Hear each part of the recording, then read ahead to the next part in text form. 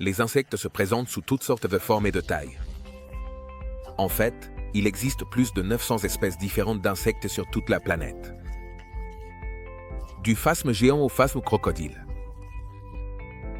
Voici une liste de 20 des plus grands insectes qui ont été trouvés dans le monde. Numéro 20. Phasme géant. Cet insecte peut avoir le mérite d'être le plus grand de tous les phasmes d'Amérique du Nord. Mais cela ne fait pas de lui une créature de taille monstrueuse. Quelle est la taille du soi-disant phasme géant?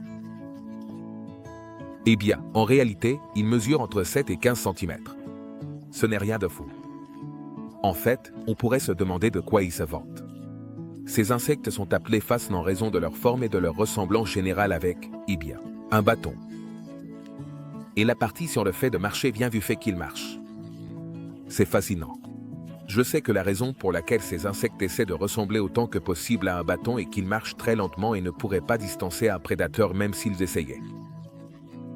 Votre meilleure option est donc de rester immobile et de prétendre que vous êtes une vieille branche ennuyeuse, jusqu'à ce que les agresseurs potentiels perdent tout intérêt et passent à autre chose à la recherche de quelque chose de nettement plus juteux. Numéro 19. Scarabée Goliath. Je vais te dire un truc.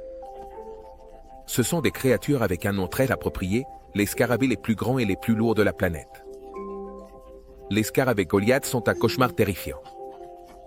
Si ta pire cauchemar, ce sont les gros scarabées, bien sûr. Les scarabées Goliath sont incroyablement forts.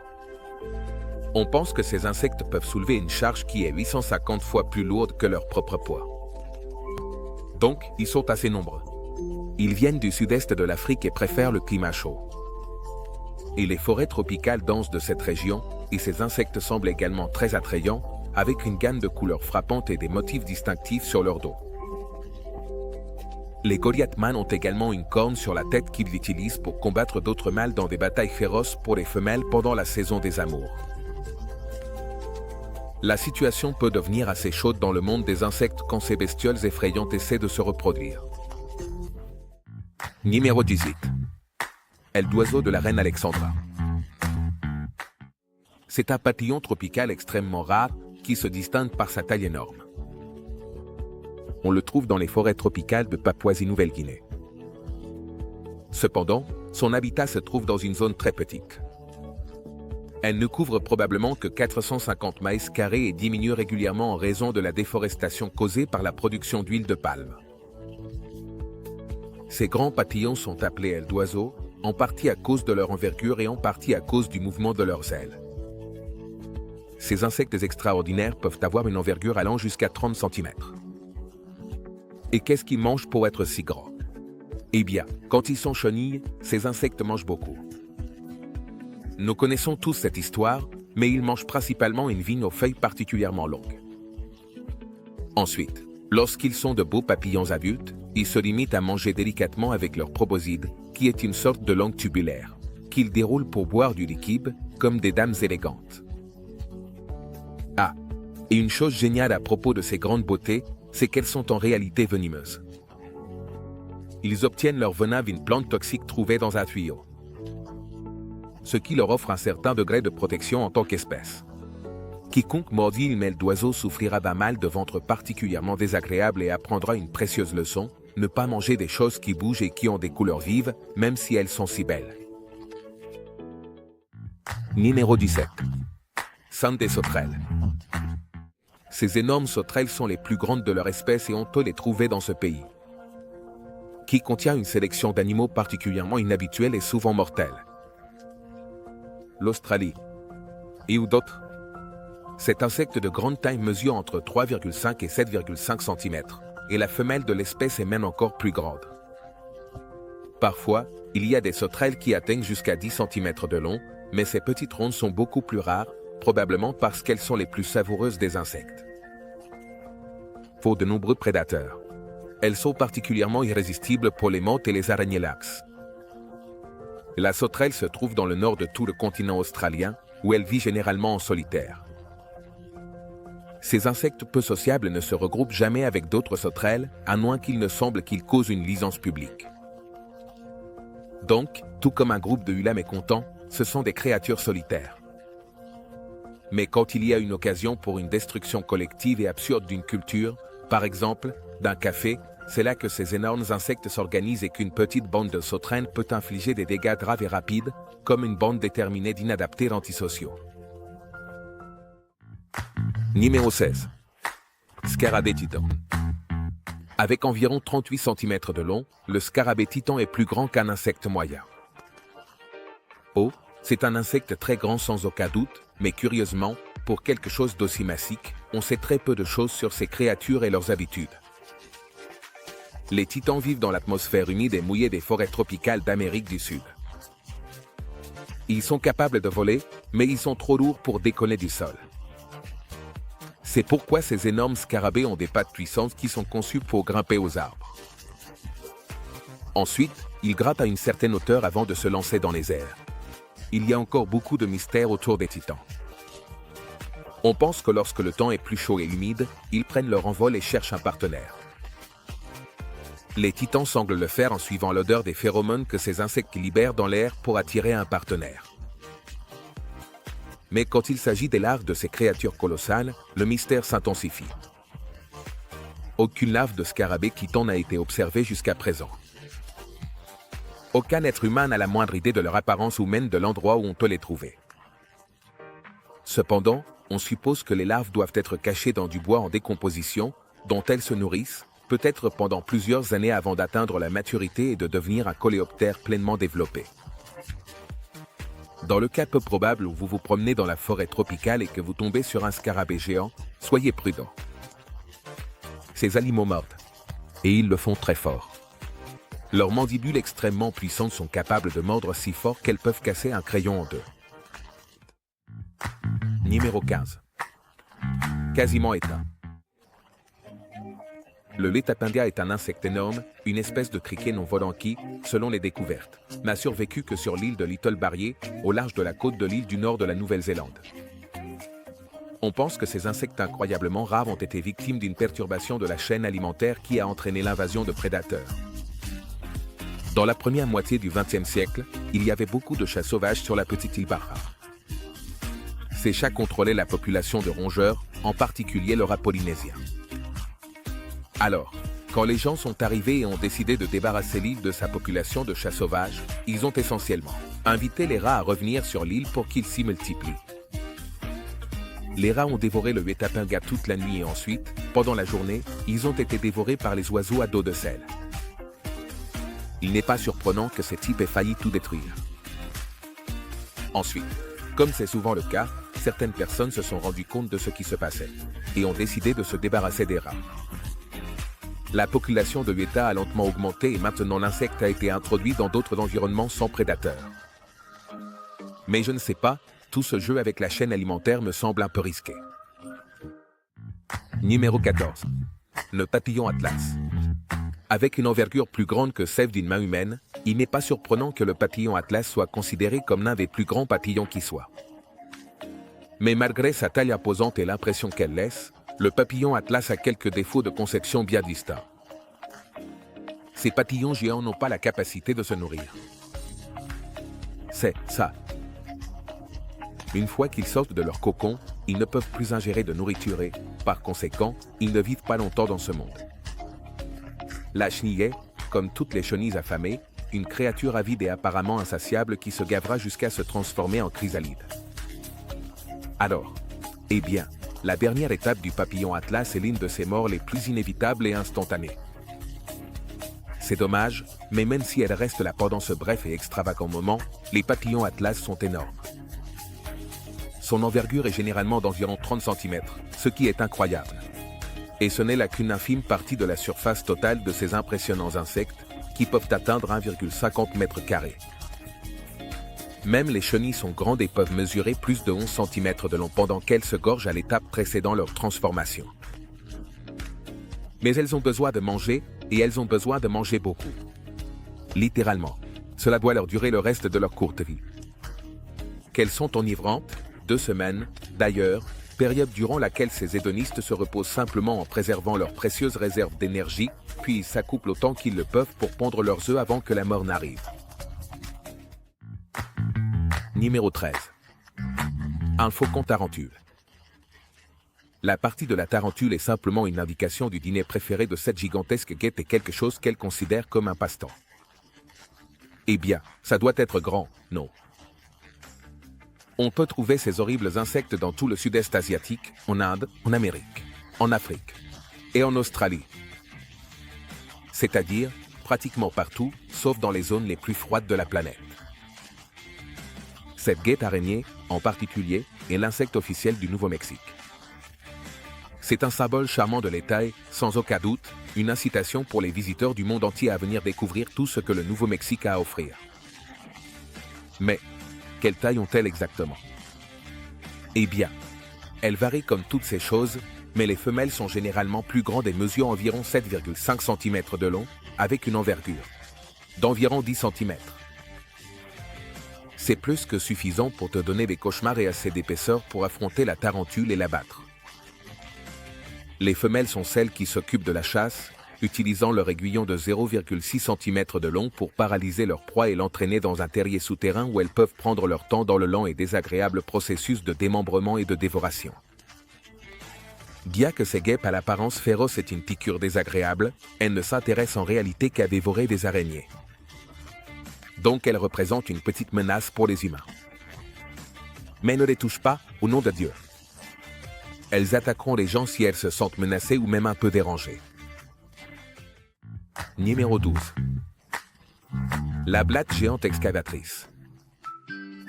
Eh bien, c'est ce que nous attendions tous. Cette blatte géante, robuste et au corps large, mesure jusqu'à environ 7 cm de long et peut vivre jusqu'à 10 ans. On sait que certaines personnes la gardent même comme animal de compagnie. Encore une fois, c'est une autre créature étrange qu'on peut trouver en Australie.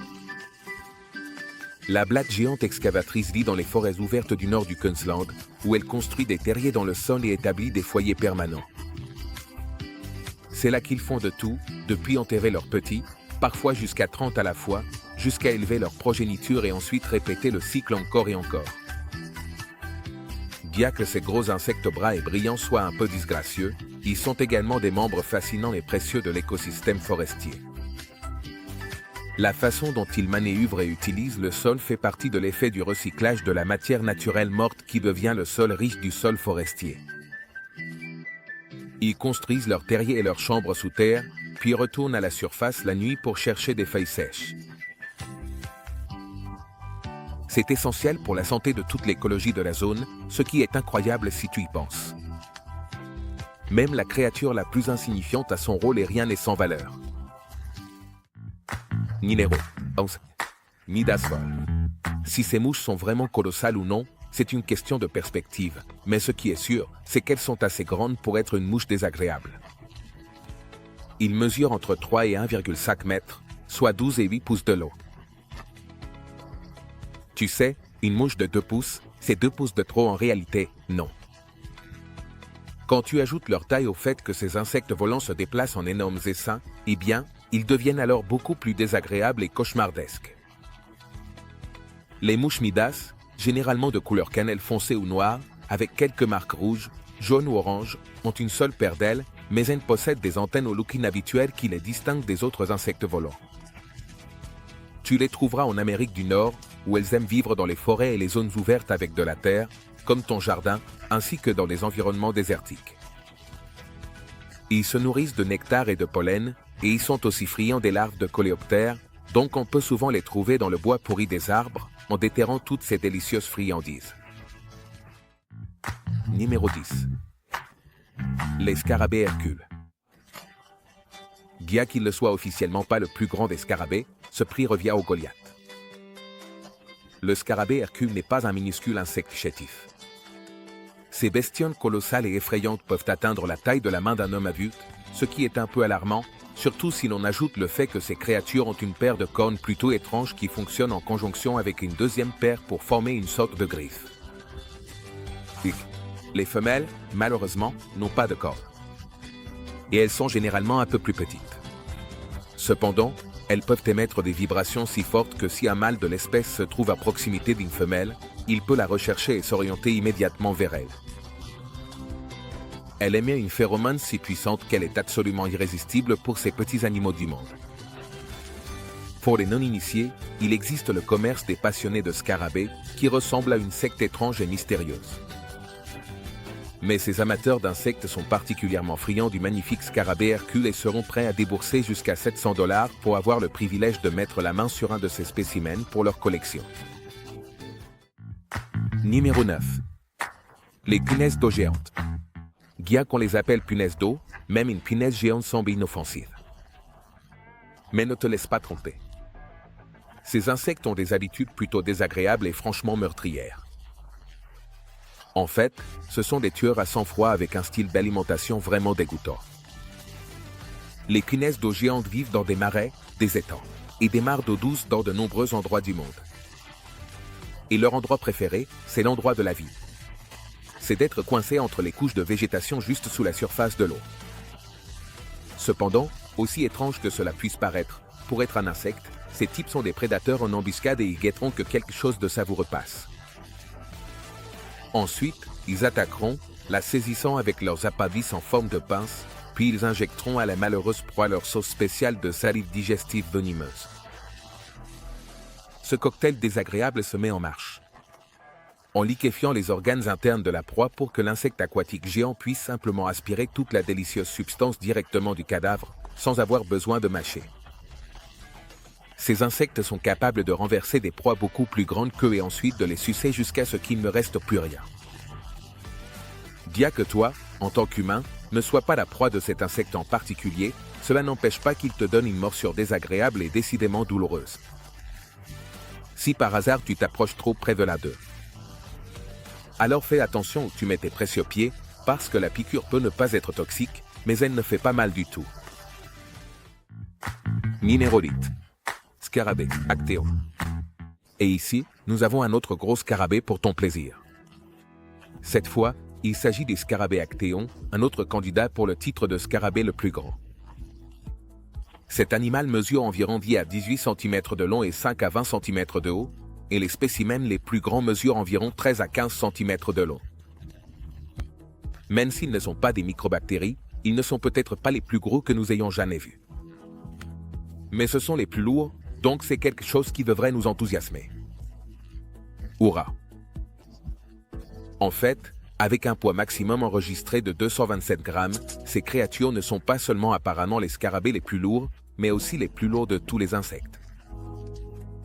Donc, après tout, c'est un accomplissement.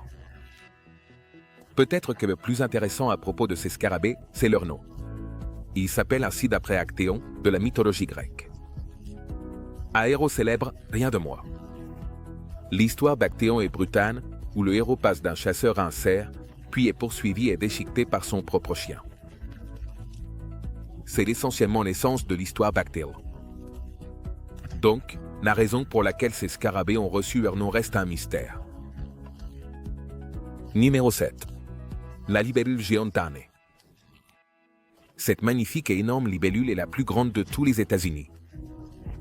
Leur caractéristique la plus frappante est leur coloration bleu vif et noir, ce qui les rend faciles à reconnaître. Ah, et elles sont aussi énormes. On ne peut pas les manquer. Quoi qu'il en soit, ces grandes bêtes volantes. On les trouve principalement dans les États du Sud et on peut généralement les trouver en Arizona, en Californie, au Colorado, au Nevada et au Nouveau-Mexique. Elles préfèrent les petits ruisseaux dans des climats arides, car c'est le meilleur type d'environnement pour protéger leurs œufs et ensuite leurs larves des prédateurs. En plus d'être le niveau de température et d'humidité le plus confortable pour leur constitution biologique, les libellules géantes Darnay se nourrissent principalement d'autres insectes plus petits. En particulier, elles aiment les moustiques et partagent les mêmes habitats, donc ça a beaucoup de sens, en plus des fourmis et des mouches qui traînent près des étangs.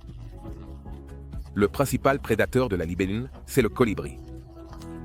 Eh bien, c'est alors qu'elles atteignent l'âge adulte, car leurs larves sont souvent dévorées sans contrôle par n'importe quel poisson qui a l'occasion de les gober, et la plupart des insectes aquatiques sont aussi fans de cette délicieuse friandise. C'est vraiment un miracle que l'un d'eux y parvienne. Numéro 6, les tigerotas de Santa Elena. En 2014, la plus grande tigerette du monde a été déclarée éteinte.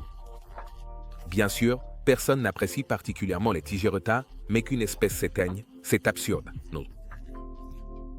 Avant la disparition totale et complète de cet insecte rampant et effrayant, c'était le plus grand perce-oreille de tous et pouvait mesurer jusqu'à 3,1 pouces. C'est vraiment énorme pour une de ces choses. Le problème, c'est que ces bestioles ne se trouvent qu'à un seul endroit sur Terre, l'île de Santa Helena. Dans l'Atlantique sud reculé, cela signifie que lorsqu'ils ont disparu de là, ils ont disparu de partout. Et comme d'habitude, ce sont les humains qui ont contribué à la disparition de cette espèce. Le retrait des tiers de leurs habitats, où les insectes trouvaient refuge, a probablement été la cause d'un déclin important de leur nombre. Et quant à cela s'est ajoutée l'introduction de nombreuses espèces envahissantes qui se nourrissaient de la tigerette géante, comme des rats, des souris, des araignées et autres. Cela a eu un effet colossal et irréversible sur l'équilibre délicat de l'écosystème. Les premières victimes ont été la tigerette de Santa Helena et il y a beaucoup d'autres espèces d'animaux qui ne se trouvent que là-bas. Numéro 5. Le scolopendre géant. Le scolopendre géant. Dont le nom si accrocheur se trouve principalement dans les forêts tropicales et subtropicales des régions du nord de l'Amérique du Sud. C'est officiellement le plus grand mille-pattes de tous ceux qui existent sur la planète, donc il devrait vraiment recevoir une couronne ou même un insigne, ou au moins une sorte de certificat de nos vieux amis avec des porte-documents du livre Guinness des records. Cependant, ces créatures sont trop occupées à rôder parmi les feuilles mortes et le bois en décomposition de la forêt tropicale pour se soucier d'être dans les livres des records. Ces énormes mille-pattes mesurent souvent plus de 30 cm de long et utilisent leur grande taille pour chasser des proies assez grandes. Parmi les aliments préférés du géant de 100 pieds figurent d'autres insectes, en particulier les araignées, les scorpions et les mille-pieds. Ils apprécient aussi quelques mammifères comme les souris et les chauves-souris, et même quelques oiseaux ou grenouilles. Cela vous donne également une idée de la taille que ces animaux peuvent atteindre. Et avant de penser qu'ils ne s'attaquent en fait qu'à ces créatures miniatures, sachez que les humains ne sont pas entièrement à l'abri de ces insectes gigantesques, car ils ont une piqûre venimeuse qui constitue un danger pour les humains. On a même enregistré un décès à cause de la piqûre de l'un de ces insectes, donc c'est presque rassurant. 4. Arthropleura. Les Arthropleura vivaient en Amérique du Nord et en Grande-Bretagne à l'époque connue sous le nom de période carbonifère, et oui, cet insecte était un myctoste de 20 pieds de long avec un corps composé jusqu'à 30 plaques blindées avec une paire de pattes en dessous de chacune. Quel cauchemar! Il se nourrissait de bois et de feuilles mortes et prospérait grâce à la forte concentration d'oxygène dans l'atmosphère terrestre à cette époque. Les scientifiques pensent que c'est ce qui a permis à ces créatures d'atteindre des tailles extraordinaires, avec peu ou pas de visio. Ces insectes monstrueux avaient probablement des sens de l'odorat et du toucher très développés. Tout cela, pour qu'ils puissent trouver de la nourriture et percevoir les autres animaux qui les entourent.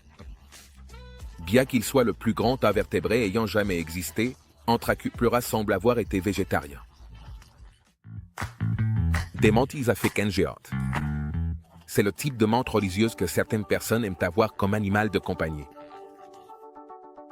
Ils semblent avoir des visages étrangement particuliers, c'est vrai. Mais, quel genre d'interaction peut-on avoir avec un insecte cannibale? Quel est l'attrait de ces insectes en tant que compagnons domestiques? Eh bien, en plus d'être l'une des préférées des amateurs d'insectes domestiques, les mantis africaines géantes sont aussi les plus grandes de la famille des mantis. Ces mantes peuvent régulièrement atteindre plusieurs centimètres de long ou plus, la plus longue enregistrée mesurant un peu plus d'un demi-pied. Ils vivent généralement au moins un an une fois qu'ils atteignent la maturité, ils ne sont donc pas exactement les mêmes qu'un chien domestique, mais plutôt comme un poisson rouge dans une foire. Cependant, ces insectes inhabituels présentent certaines caractéristiques distinctives. Ils imitent des brindilles, ce qui signifie qu'ils sont parfaitement adaptés pour se camoufler parmi les branches d'un arbre. C'est une caractéristique utile pour aider la menthe à chasser ses proies et à éviter les prédateurs. Ces insectes effrayants semblent tout droit sortis d'un film de science-fiction. Leur tête avec des yeux d'extraterrestres et leur corps intensément sinistre, avec tous leurs gestes terrifiants, font de la menthe une véritable cauchemar. Inspiration. Si on ajoute à cela la fameuse tendance de la menthe femelle au cannibalisme post-coital, il n'est pas surprenant que ces incroyables insectes aient une certaine réputation. Oui, c'est ça. Au cas où tu ne le saurais pas, la femelle s'accouple avec un mâle et une fois que l'acte est terminé, elle lui arrache la tête d'un coup de dent et le dévore. Il s'avère que ce comportement apparemment psychotique peut, en réalité, rendre la menthe plus susceptible de se reproduire. Eh bien, la femelle, évidemment, parce que, comme tu le sais, le mâle est mort. Numéro 2. L'abeille géante de Wallace. C'est l'espèce d'abeille la plus grande connue sur la planète. Elle est en grave danger d'extinction. Et on pensait qu'elle était éteinte jusqu'à ce qu'elle soit redécouverte en 1981. D'autre part, les gens ont aussi pensé qu'elle avait disparu quand aucun autre spécimen n'a été trouvé pendant des années, et puis, soudainement, une abeille géante de Wallace femelle vivante a été découverte, et elle a été filmée en 2019. Il y a donc de l'espoir que ce groupe d'insectes extrêmement rares puisse continuer à survivre, évitant ainsi l'extinction totale. Celles qui restent sont des abeilles noires de résine avec d'énormes mandibules. En fait, il n'y a rien d'alarmant là-dedans, n'est-ce pas? En réalité, elles peuvent atteindre des tailles allant de 2, 3 à 4 cm de long, avec une envergure allant jusqu'à 6,3 cm. Donc, c'est une abeille plutôt grande. Et cette grande et vieille mandibule, eh bien, c'est quelque chose d'exclusif à la femelle de l'espèce. Et c'est en fait ce qui rend ce type particulier d'abeille si différent des autres variétés. Cette adaptation est ce qui permet aux abeilles de récolter de la résine, utilisant leur mandibule pour transporter de grosses boules de résine, qu'elles utilisent ensuite pour construire leur nid à l'intérieur des nids de termites. C'est étrange, mais maintenant il y a de tout, non? L'insecte caïman, vu d'un bout, ressemble à un insecte normal, tu sais, avec ses ailes et ses pattes typiques, et tout ce qu'il faut pour être un insecte. Mais quand tu arrives à la tête, c'est là que l'histoire change complètement. Numéro 1. L'insecte caïman. L'insecte caïman est un insecte particulièrement bien camouflé, avec des marques et des couleurs qui l'aident à se fondre parfaitement dans son environnement.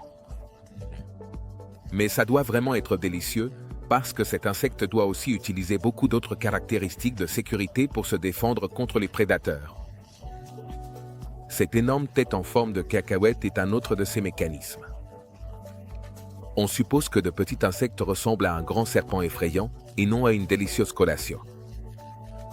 Cependant, si le prédateur ne se laisse pas tromper par ça, alors la tête de l'insecte caïman n'est pas vraiment l'endroit où il garde son cerveau et tout le reste. En réalité, elle est creuse et démontable.